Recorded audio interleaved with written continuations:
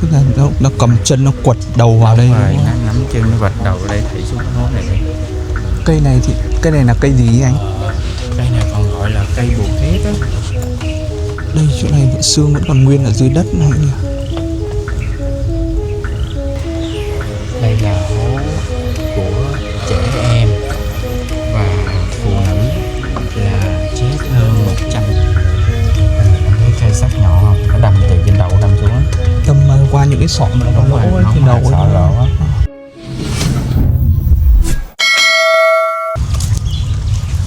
Xin chào cô chú anh chị nhé. Tiếp tục hành trình khám phá Campuchia thì là hiện tại em đang có mặt ở cánh đồng chết. Nơi đây thì là một trong những cái địa điểm mà để lại rất nhiều những cái ký ức mà đau thương và nói lên cái tội ác của chế độ diệt chủng Pol Pot mọi người nhé. Bây giờ mình đi vào đâu trước anh? Đây mình lại đây là một cái điểm mà được là nhà nước Việt Nam mình ra tiền cho xây cái tháp này lên để hài cốt và để sọ và xương người mà đào trong những cái hố này lên. Cái người ông ca này nó sẽ ghi tên là người này tên gì là bao nhiêu tuổi, là nó ghi ở đây. Xong rồi nó sẽ ở đây là một cái tòa nhà nó ở đây.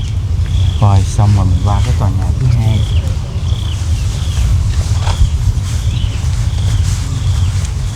Cái tòa nhà thứ hai còn được mệnh danh là cái tù. Cái tù là chơi tù, tại sao mình nói cái tù vì nó đem từ cánh đồng, nó đem từ cái tù A21 xuống đây nhiều quá, nó giết không kịp, nó nhốt trong đây xanh. Rồi mới đem từ người đi giết xa kế tiếp. Đây là cái tòa nhà thứ hai nha.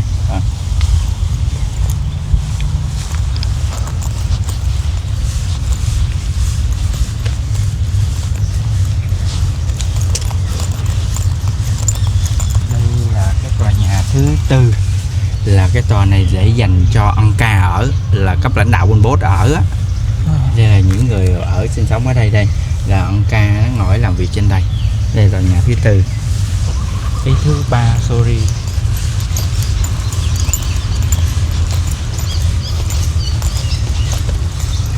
Đây là cái tòa nhà thứ tư, là trong cánh đồng chết này là có 4 tòa nhà này.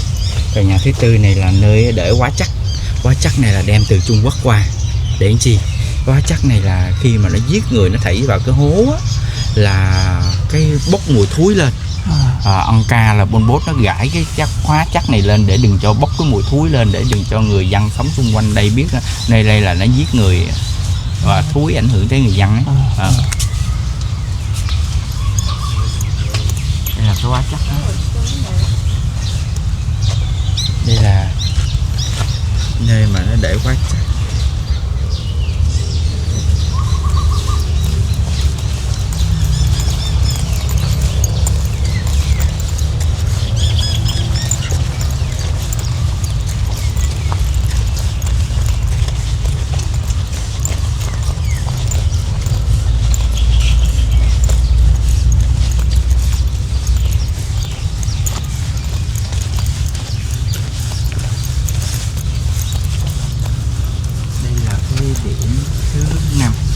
Nơi mà nó để cùng vụ mà nó giết người á, dao búa các thứ mà nó giết người á. Nhưng mà trong thời đó những cái dụng cụ nó giết người này qua, còn một cái thứ mà nó giết người mà mình không tưởng tượng được là cái cây thiên thốt nốt. Cây thiên thốt nốt ở đây họ đem ra mất tiêu rồi. Rồi ông sẽ chỉ cái nó giết người bằng cây thốt nốt bằng cái cách gì để sẽ chỉ cho nha. Vâng, và đây là cái điểm thứ 6 mà là cái hố lớn nhất nó giết người. Trong đây tổng cộng là 450 xác chết, gọi là hố chết tập thể. Trong đây là có nam, nữ và trẻ em, là nó giết nó thảy trong cái hố này luôn. Tổng cộng là 450 xác chết. Vâng. Những cái vòng người ta để những cái vòng ở đây là làm gì đấy anh? Bây giờ người ta tượng nhớ để cho những người mà bị chết á. Và những người sau này người ta lại người ta đeo như là ví dụ là người ta thỉnh, người ta cúng cho những người mà bị mắc dưới đây luôn. Dạ, vâng.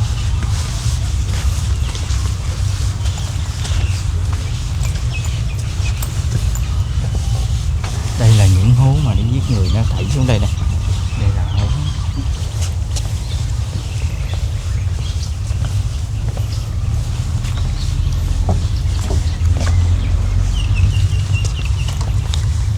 Đây là cái mồ của người Trung Quốc là chết trước năm 1975, có nghĩa là chết trước chế độ diệt chủng Pol Pot á. Đây là có nghĩa là đây là nơi chôn của người Hoa, hay Việt Nam mình gọi là Trung Quốc á, có nghĩa là đây là mồ mả của người Trung Quốc. Cho nên là hồi nãy giờ em có nghĩ ra cái tại sao mà Pol Pot đã đem qua đây làm cánh đồng chết ở đây. Tại vì nó kiểu nó ngụy trang đấy, đúng không ạ? Đúng rồi, cái nghĩa trang, đúng rồi, nó nghĩ ra nơi đây là cái nghĩa trang, là ví dụ nó nói là người nào chết đem qua đây nó chôn giống như người Trung Quốc á. Nhưng mà người dân người ta cứ tưởng tượng nơi đây là người chôn người chết, thật ra là không phải, nơi đây là nơi nó đem người ra đây nó giết.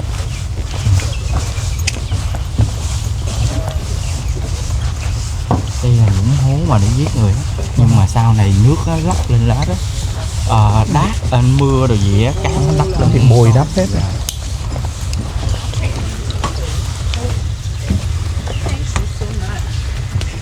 Đây là cái hố thứ 7, cái điểm thứ 7, nơi đây là nơi chết nhiều thứ hai, là xác chết không đầu 166 xác chết, không có đầu á. Nó cắt đầu đi. Đúng rồi, nó cắt đầu, nó giết ở đây đã cắt đầu bỏ. Là hố không có xác chết mà không có đầu.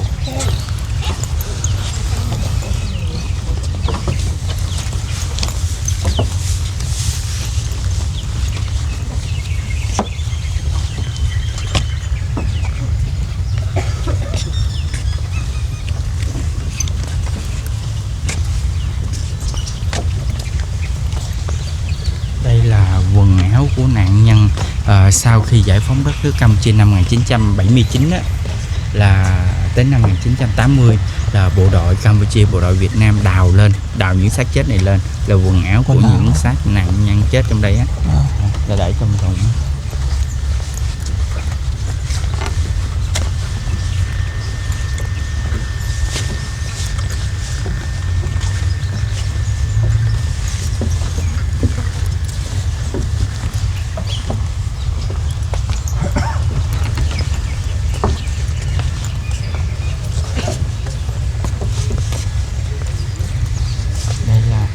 Địa điểm như là một cái hố á, hố trong đây hiện tại bây giờ tổng cộng là 86 hố, nhưng mà thật ra là tổng cộng trong đây là 123 hố lần.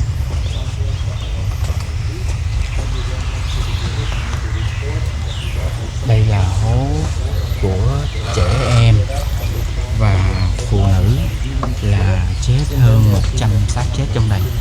Tại sao vừa nói là trẻ em và phụ nữ? Khi nó đem trẻ em đi nó giết, và là ba mẹ của trẻ em không cho giết á, mẹ trẻ em kéo lại, nó lôi cả mẹ cả em ra đây, nó giết thảy ở đây luôn. Và nơi đây nó giết trẻ em bằng cách gì em biết không? Nó nắm hai chân lên, nó đập đầu vô gốc cây này đây. Đó, cây đó nó thảy xuống đây. Cho nên hiện nay người ta treo cái dòng dây á, tượng trưng cho những trẻ em mà bị chết trong đây á.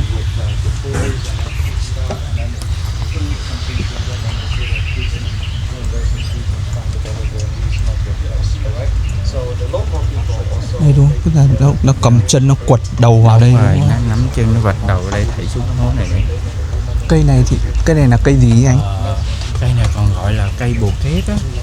Cây bồ kết.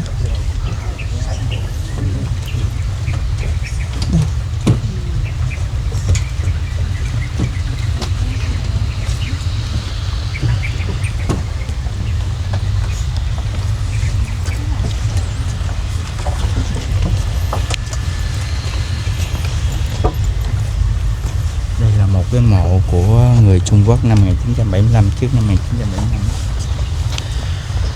Đây là những cái mộ á, và những cái hố mà nó giết người thảy xuống đó.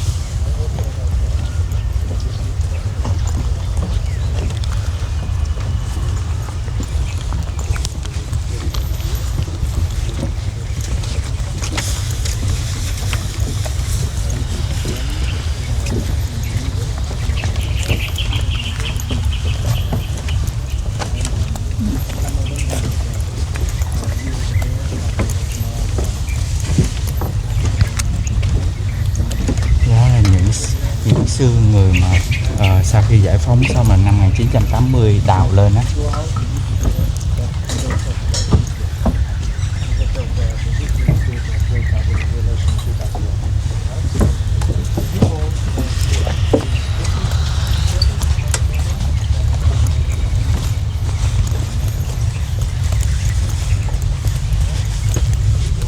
Toàn xương ống anh nhỉ? Đúng rồi. Ui, cả răng này.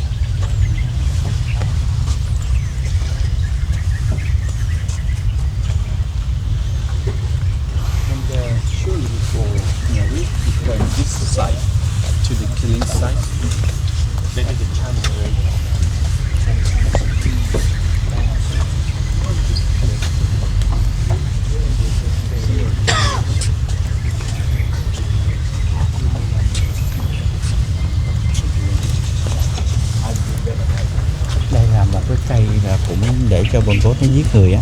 Nó giết người thứ nhất, thứ hai nó treo lên á để nó hỏi tội á.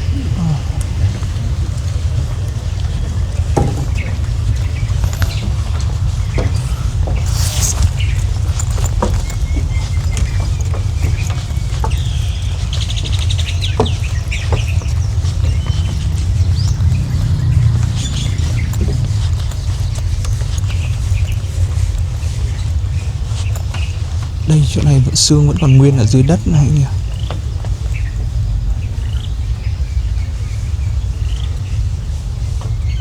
Sau khi ngày giải phóng đất nước Campuchia năm 1979 á, là vô năm 1980 là người ta đào lên á, người ta thấy gì đó.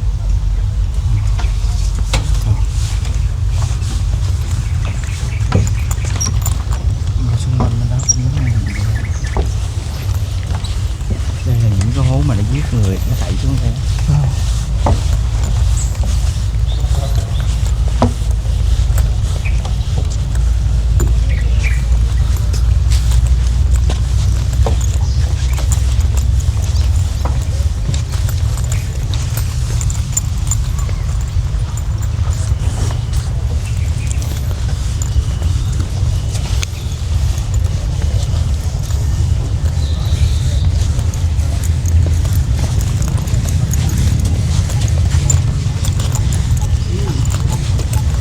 Bắt đầu mình lên cái điểm chính cho đây nha. Dạ.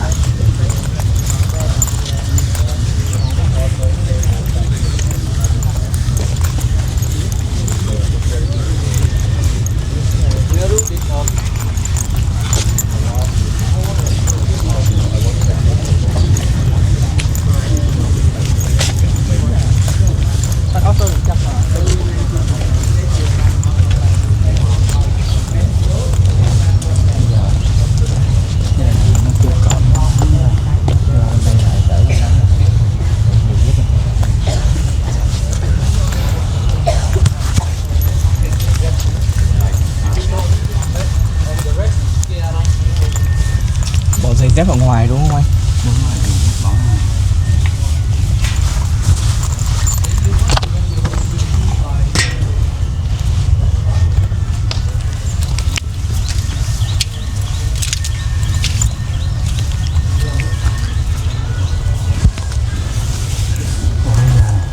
Bây giờ là nó mở cửa cho vào nữa. Ngày xưa là mở cửa cho vào. Đây là những cái dụng cụ mà nó giết người đây. Nó nói cây chè đó, là nó đập đầu, rồi cái cuốc nó cũng đập đầu luôn. Ở cái dây kia thì nó thắt cổ. Mình đi vòng qua đây kìa. Vòng.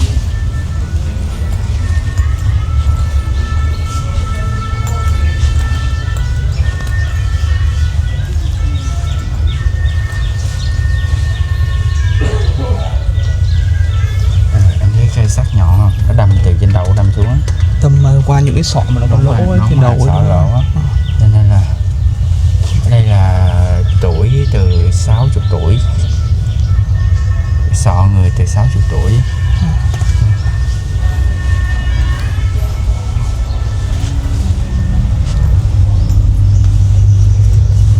Đây là từ 40 tuổi cho tới 60 tuổi. Đây là những cái dụng cụ mà nó cột tay người dân á. Nó lấy gì kẽm nó cột á.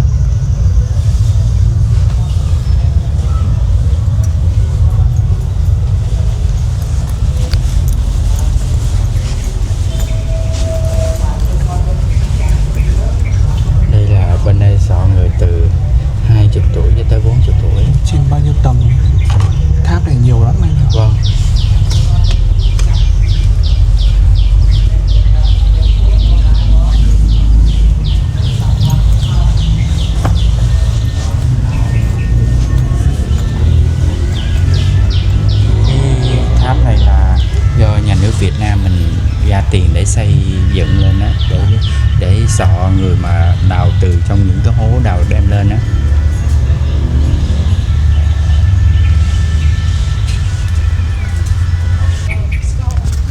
Đấy, mọi người thấy không ạ, anh Sarum vừa đưa mình đi tham quan một vòng các cái khu vực của cánh đồng chết ạ.